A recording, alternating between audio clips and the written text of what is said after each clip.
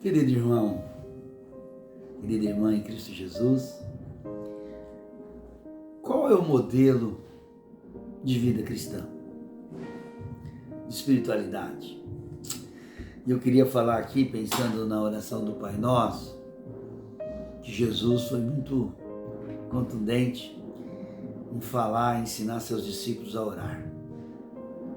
Jesus não falou se você quiser orar, Jesus apenas disse, quando orares. Ou seja, a oração é um privilégio, mas é uma obrigação na nossa vida. Não obrigação no sentido de pesaroso, né? Ser cristão é ter uma vida de oração. Que Deus desperte a nossa vida para orar. Eu sei que um dos pecados da igreja é a falta de oração. E às vezes a nossa oração está tão fora.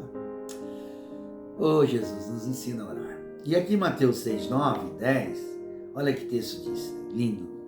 O texto diz, vocês orem assim, Pai nosso que estás no céu, santificado seja o teu nome, venha o teu reino, seja feita a tua vontade, assim na terra como no céu. Eu não vou ler inteiro, mas você pode ler aí na sua casa, Mateus 6, 9 até o 14, que era um ensinamento muito importante para os discípulos. Claro que Jesus não estava apenas ensinando eles uma oração de repetição, mas é um script, é um modelo, uma bússola que vai orientar como que nós que fomos regenerados queremos se relacionar com Deus, como Pai, na dimensão espiritual, que começa na consciência, na fé, no espírito que vai sendo transformado, essa grandiosidade de Deus em nós, né?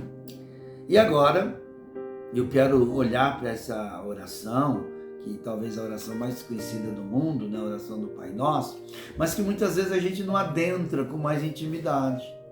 Primeiro, as pessoas acham que todo mundo é filho de Deus, não é verdade.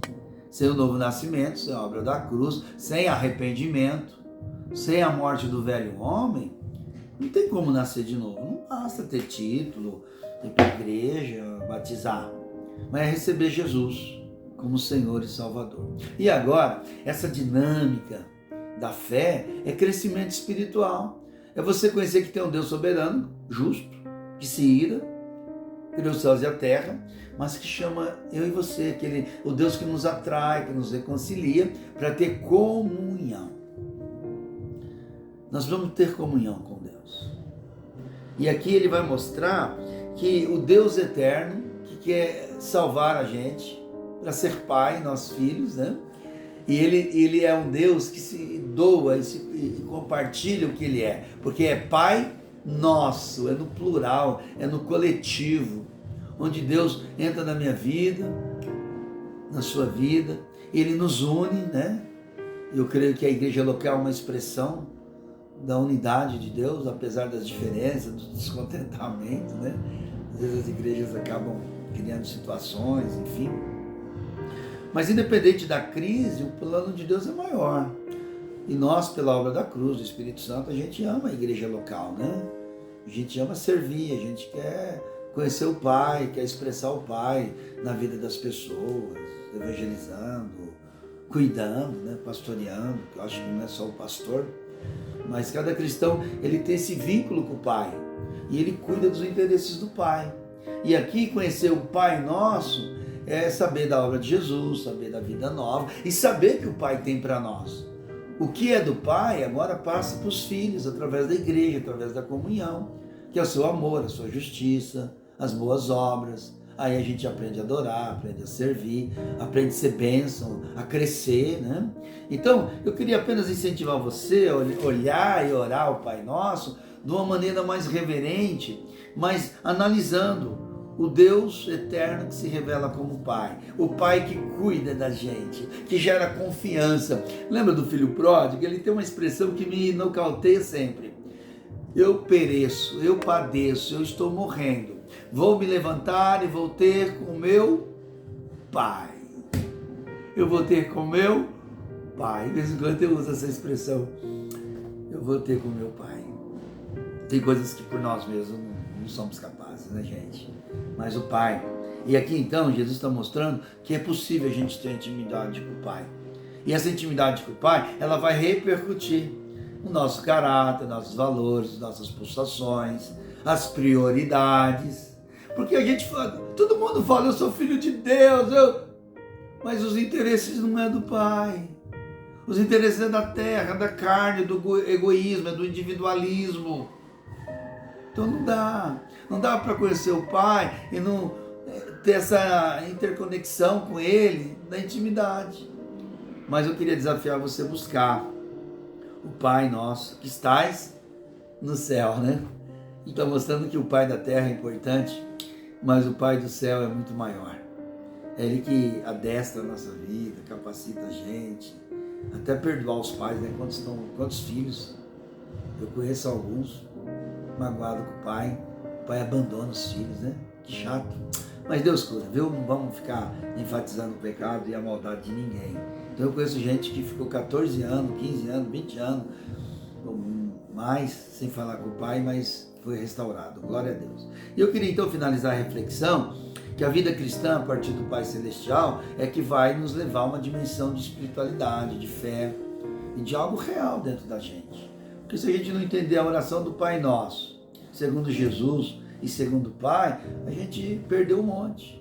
Então, que a nossa espiritualidade, o nosso crescimento seja algo real, pela misericórdia de Deus. E Ele vai dizer algo do céu para nós. Então, ser nova criatura é superar as coisas da terra. Nada de errado, viu? De você estudar, sonhar, ter empresa, desenvolver produto. Que Deus te prospere para você investir no reino de Deus. Esse é o maior bem da vida cristã. Né? A gente tem um chamado de trabalho, isso é bênção, mas não é só isso.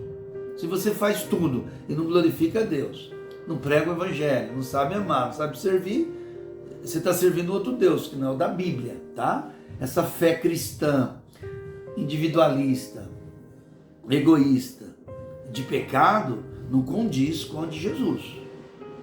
Então, o mais que a gente é fraco, o mais que a gente está sendo transformado de fé em fé, em glória, mas tem que ter avanço, não é assim? Antes crescer na graça e no conhecimento. Então a oração do Pai Nosso nos chama para conhecer o Pai do céu, entender o que o céu quer invadir a terra através da sua vida, nos seus pequenos espaços, e aí agora o Espírito Santo vai aplicar isso na minha vida e na sua, né?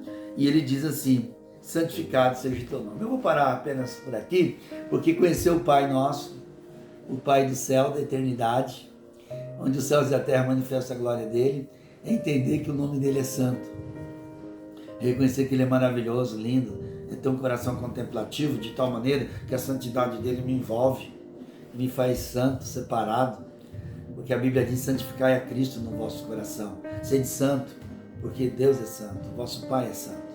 Busque santidade. Então não adianta achar que está tudo bem se você não busca a santidade.